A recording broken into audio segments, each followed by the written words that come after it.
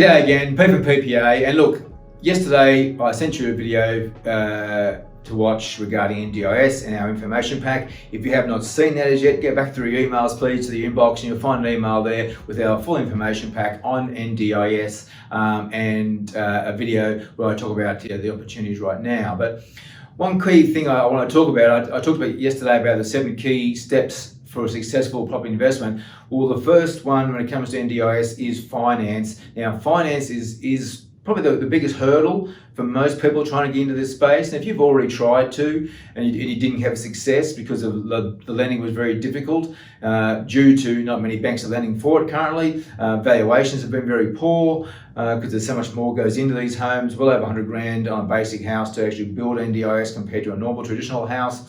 So most people they need around a 30% deposit to get into the market, and they also need a good servicing. Right now, though, after a couple of years of doing this, we've now got a relationship with a lender that has a very good system that they can do a 90-10 LVR. That's a 10% deposit and a 90% loan. So very good options for you, and their valuations importantly coming in on the money or very close to on the money, some are even over the actual purchase price, because they're doing half residential, half commercial valuations, which are really powerful, which we provide our letter from our SDA on the returns that the investor can receive, and therefore that they use those calculations for the valuation as well, which boosts up the valuation. So it will help people get into the market who don't have such a big deposit. So again, if you've already tried to get into NDIS and it didn't work for you, and you still would like the idea of doing this, so reach out to us. We can pass you on the details of this lending company to actually give you that finance to actually achieve your NDIS investment. So because traditionally normal banks, like you go to NAB, they'll lend for it around 80-20 LVR on the valuation. The valuation is coming in very low, and they only use the market rent in that area for your servicing, not the actual NDIS return. So it does tick all the boxes now with this finance company you can choose to use to make sure you can have the best opportunity to invest with NDIS. So, but I would still, before you consider investing in NDIS, if it's the average price could be $700,000 for a house and land investment, then you do really need to have a minimum of a 20% deposit, I would say now, which is what's that, 140 grand for quick maths. So I would look at that before you would actually look at investing in NDIS. And if you don't have that sort of deposit right now, what many clients are also doing is they're forming a trust with a few of their friends, and then together that trust is buying the NDIS investment. So I can't give you financial advice, so I would reach out to your accountant or your financial advisor, and if you haven't got one, feel free to contact us and we can pass you on to, we've got a number that refer to us for our properties around the country. So we're happy to share those people with you, so you can talk to them and set up that trust, and then you can look at that as an option. Okay, so finance is a big one, but there's no doubt the number one thing you must have when it comes to NDIS is your participants, the people with a disability, the tenants in your home. So you must start with the participants. Many people actually in this space are just building houses, and then they'll say, look, there's lots of participants out there, just wait till the end and we'll give you an SGA, or you can find an SGA you can talk to and they'll find some participants for you. Traditional investment, you build a house, at the end you have a property manager, they find you tenants, which happens every day of the week. But when it comes to NDIS investments, it's a real specialised type of investment. You need to build the right property in the right location based on the participant demand, the levels of care, what is required. Is it a house? Is it a villas? Is it duplexes, dual occupancies, mini apartments? What is it that the SDAs have demand for?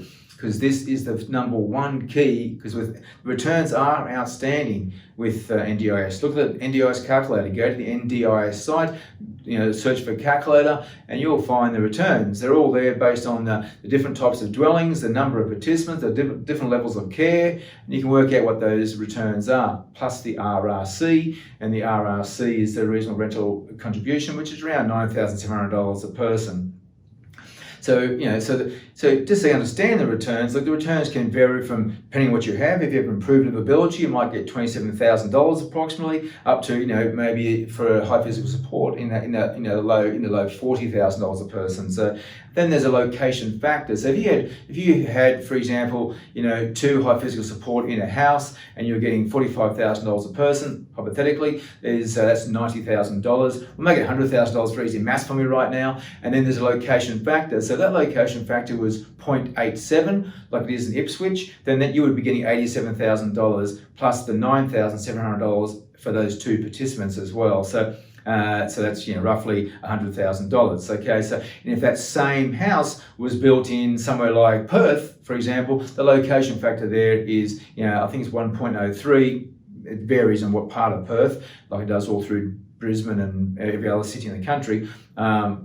So that same example of $100,000, you would times 0.103, you would be getting $103,000 plus that 9,700 times 2, so approximately $120,000 for those 2 participants. So in that example, okay, I'm not saying you're going to get that because those figures aren't exact. I use $100,000 for my easy maths on the run here.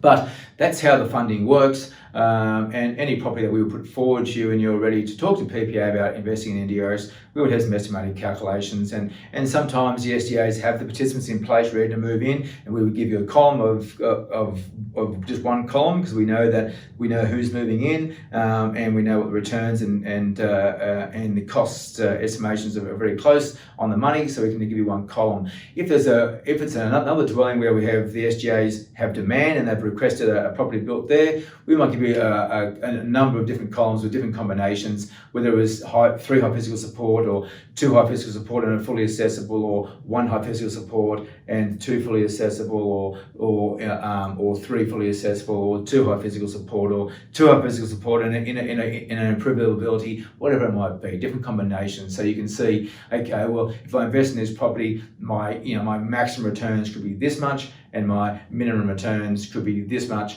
But with all PPA's investments, you must speak to our SDAs prior to getting your unconditional finance approval before you are committed, because we want you 100% confident in your decision before you proceed. So we do always do our SDA introductions prior to being financially committed, because it's very important that you're happy to move forward on the basis of not just hearing what we say as far as relaying what the SDA say to us here at PPA, but hear it from the horse's mouth, so to speak, and that will give you the confidence to move forward. No one yet has withdrawn because of that reason, but at the same time, we want you to have that confidence hearing it from the SDA, because you'll be working with them too down the track. And if you don't, for some reason you don't like the person you're talking to, we have other SDAs you can speak to as well to give you some options. So look, but I know they're all very lovely people. They must be lovely people because they're in it.